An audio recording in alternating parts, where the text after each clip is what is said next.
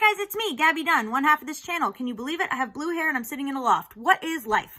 Anyway, we have a new episode of Bad with Money out right now with Jamie Schmidt, who is the founder of Schmidt's Naturals. And we also have freelance solidarity projects, Haley Melodic. We're going to be talking all about freelancing, gaining clients, how to start your own business, how to jettison shame from your life.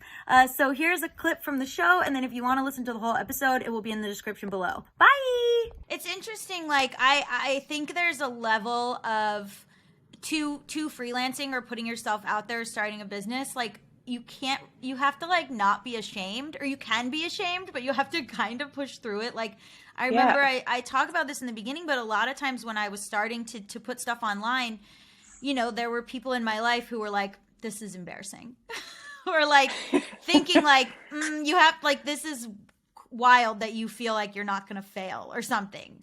And like, well, what I always want. Yeah, go for it. Yes. No, I relate to that so much because that's who they knew you. They knew you as somebody else, right? And then you're putting yourself out there as an entrepreneur, and they're just like, I don't know if I associate this, this sort of image or lifestyle with this person that I've known for so long. And so that's where it gets hard on some of these relationships, because though your biggest skeptics sometimes are your friends and family and the people that are closest to you.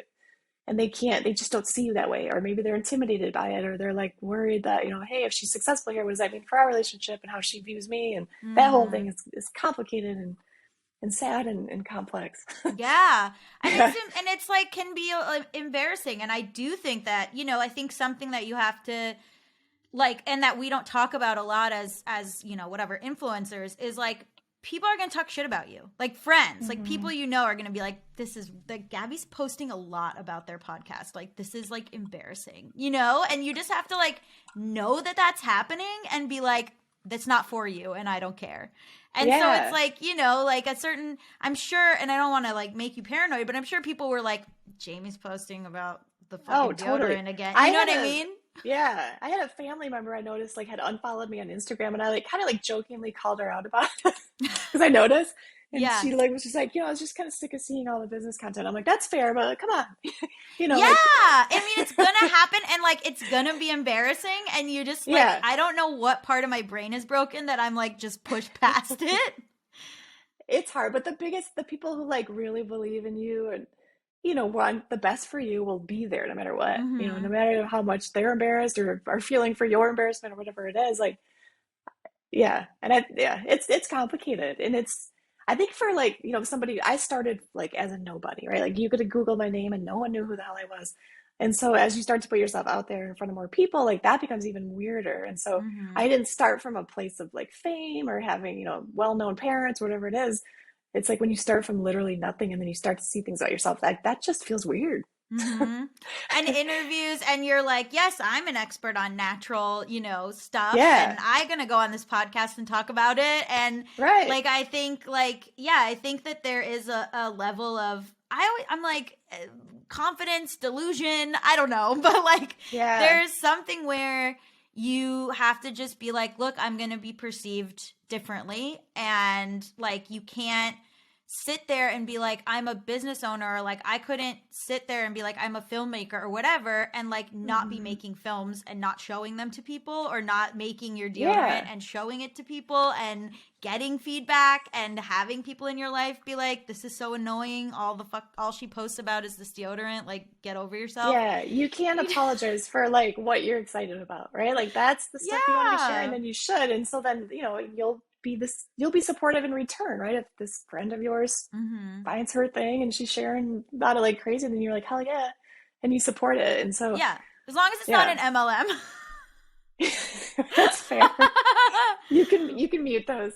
Yeah. But other than that, no, I think that that's like when you're talking about imposter syndrome and stuff, I think that that's super important. And I think that that's a thing that people don't talk about enough, is the idea of people of like needing to be like, look, you have to decide that your thing is the best thing, and then you have to just lean into that. Yeah.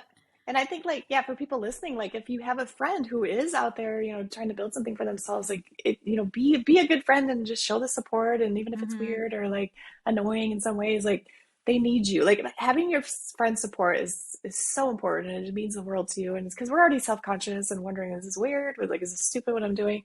But when, your friends are there cheering you on and saying, hey, this is awesome.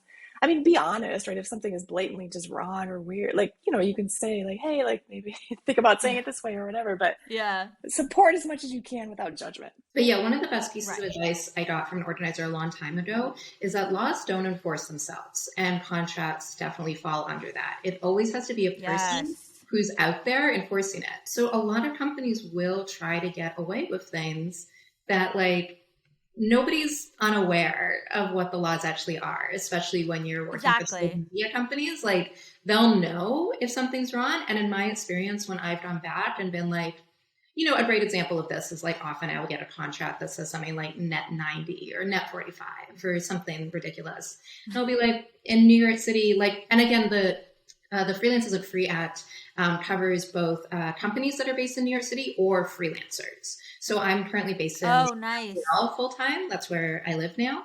But when I work for a company that's based in New York, I can still call on that and be like, I know your contract says net 45, but in fact, the city in which you do business in has this provision that protects my labor under 30 days. And I've never Yeah. had somebody come back and say no, like whether or not I got paid on time is a Right. different story. But there's just sort of always this play in between who is the higher authority in the conversation, and as freelancers, we're never the higher authority. I feel like sometimes publications are like, oh no, they're going to tweet about us. And I'm like, yeah, like maybe somebody could tweet and like, sort of make you look silly, but that's nothing compared to being like a multi-million-dollar media corporation. Are you kidding me? Like, Yeah, it's I just always am like, you're not my friend. yeah. Like, you're not my friend. You're a multi-million-dollar company and you are not paying me on time. And like, people will often come at me being like, well, like, you know how it is, bud, or whatever. And they'll be like, we haven't recouped from this other, thing. And I'm like, well, that's none of my business. Like, I don't care. We're not friends. So like, I don't care that you haven't recouped the money. Like, that seems to be a private business problem for you. Yes. And you should probably take out a loan because you owe me $10,000. Honestly, Like, it's none of my business how you get that $10,000. It's truly not. Like, I don't care what you do, but it is owed to me. Now the clock is ticking. Yes, absolutely. And I think like really narrowing in on that just like focused bottom line, which is I've done the work, I've provided the service, I must be paid for that service. Anything else that's happening behind the scenes? I should join you guys so you could yell at this company for me. I should join so that y'all can go after them for me, please. Honestly, I mean, like, yes, the work that we do is for our members, but we'll talk to anybody. Like, I really do encourage people who have more questions or just want to know more. You can email the Freelance Solidarity Project and the National Writers Union anytime. We also do, the first Tuesday of every month, we have an open meeting that anybody can join just to like ask questions and hear more of like more details about our organizing process. So if you want to come hang out, it's fun. I mean, it's funny. I don't know if it's fun. No, it's fun. It's a good time. We have a good time. It's like, I mean, every freelancer I've ever talked to has stories where they're like, this is truly nuts. Yeah. No, I don't care because I don't write for them anymore, but Cosmo dicked me around for like a year. I was like, you owe me $500. This was back when I had $500 meant like life or death for me. Yeah. And I was like, $500, like, can you just gimme? And they'd be like, oh, and send me to another person, whatever. Again, this was like 2014 or something, so maybe Cosmo's totally different now. But like, there were certain companies that, like, Lyft took a year to pay me for a Pride campaign, which is like especially heinous. Like, it's just like it's truly what? Oh yeah, just like. Always so cool when a company is trying to do the right thing and they can't stop themselves from doing the wrong thing.